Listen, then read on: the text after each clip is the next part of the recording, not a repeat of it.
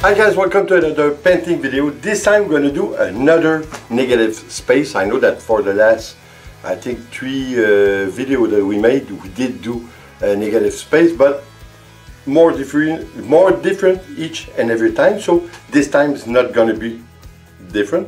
So we're going to do, like I said, space, negative space, but this time we're going to do a flip cup on the middle. Then we're going to pour our background.